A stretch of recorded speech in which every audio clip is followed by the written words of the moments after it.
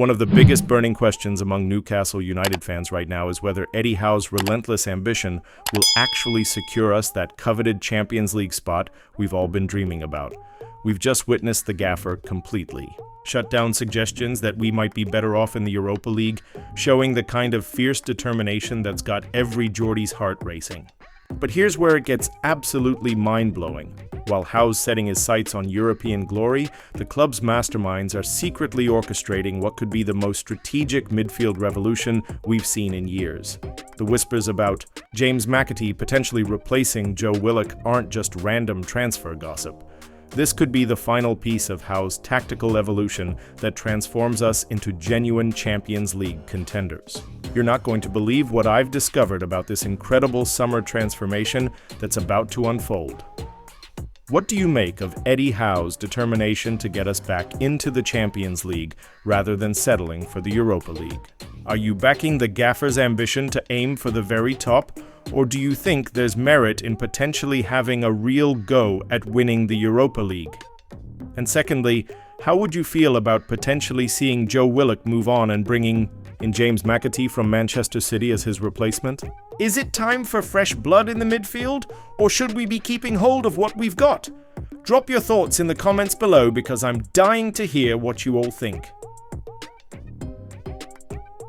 Right then, let's dive straight into this first story because it perfectly encapsulates everything I love about our Eddie Howe and the mentality he's instilled at this football club. When someone suggested that maybe Newcastle might be better off targeting the Europa League instead of pushing for Champions League qualification, our gaffer didn't hesitate for a second.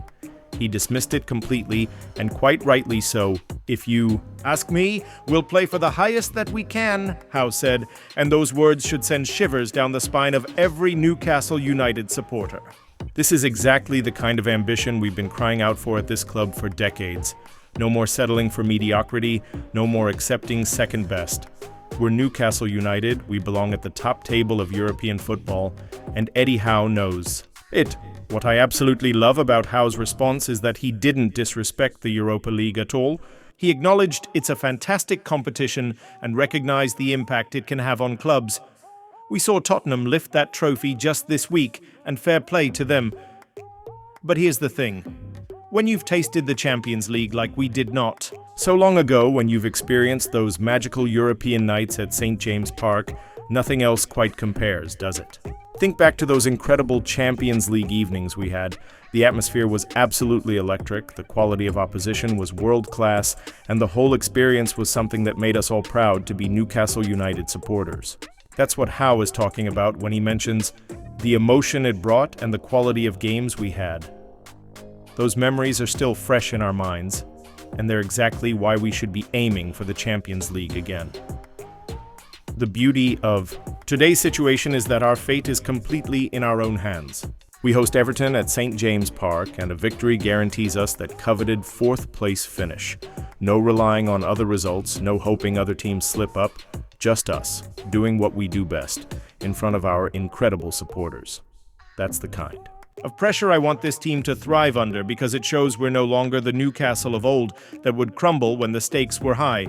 Howe's approach to team selection for this crucial match also shows his tactical intelligence. He's been carefully managing Alexander Isak's groin injury, leaving it as late as possible to make a decision. That's the mark of a manager who understands the importance of having your best players available for the biggest moments. Isak has been absolutely phenomenal for us this season, and having him fit and firing for a game of this magnitude could be the difference between Champions League football and disappointment. Then there's Anthony Gordon, who's set to keep his place in the side and will be desperate to make amends for that penalty miss at Goodison Park back in October. You could see how much that miss hurt him, but that's exactly the kind of character we want at this club.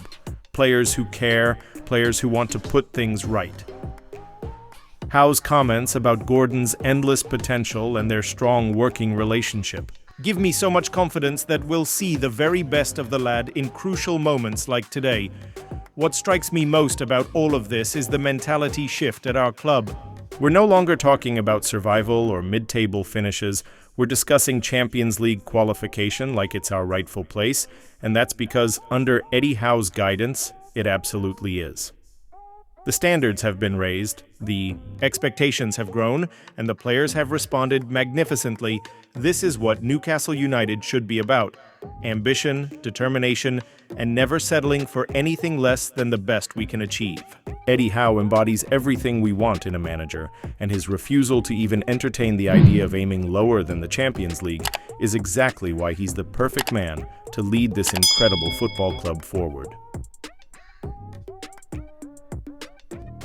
Now then, let's talk about this absolutely fascinating potential midfield shakeup that could be on the cards this summer.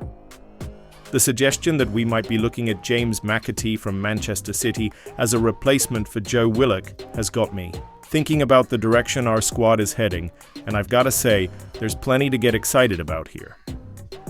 First off, let's address the Joe Willock situation because it's been one of those stories that's been bubbling under the surface all season.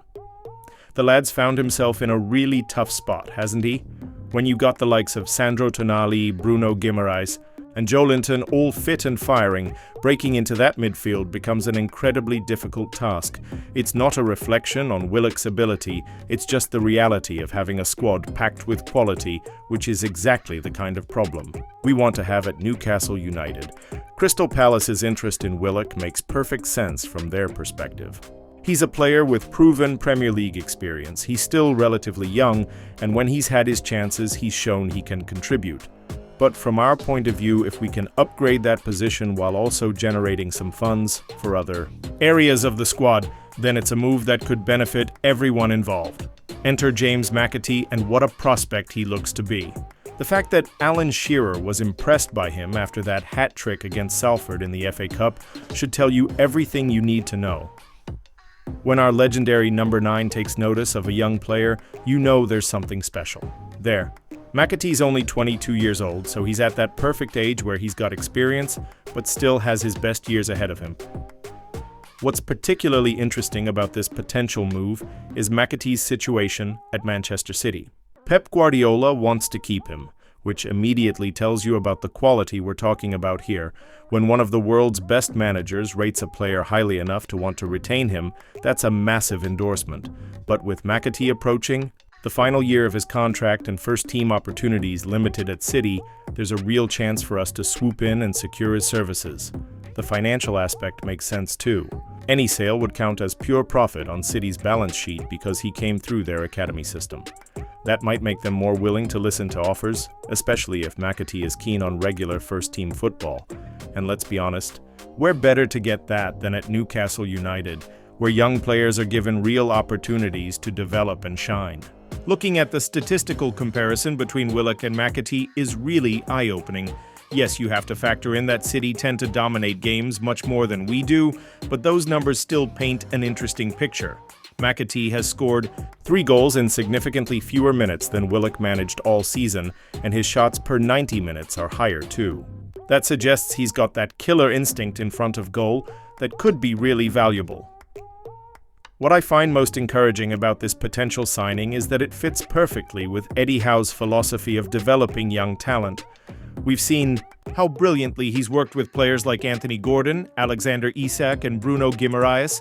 Having someone like McAtee come in, hungry to prove himself and eager to learn from one of the best coaches in the game, could be absolutely perfect for both parties.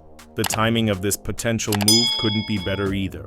If we do secure Champions League qualification today, we'll need a deeper squad to cope with the demands of European competition alongside our domestic commitments. Having versatile midfield options like McAtee, who can bring creativity and goal. Threat from central areas will be crucial for managing that increased workload. I also love the fact that we were apparently offered McAtee on loan back in January 2024, but chose to wait.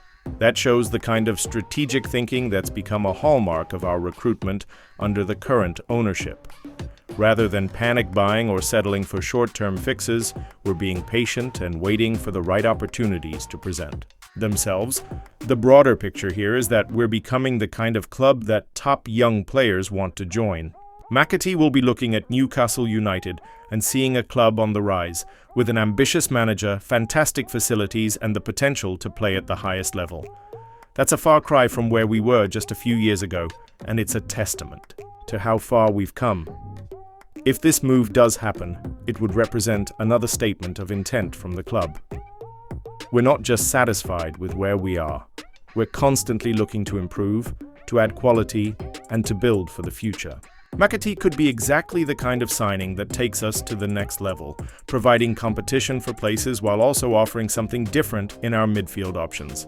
Well, that's all from St. James Park for today, lads and lasses. Whether it's Eddie Howe's unwavering ambition for Champions League football or the exciting prospect of adding James Magpies to our incredible squad, there's so much to be optimistic about as a Newcastle United supporter right now.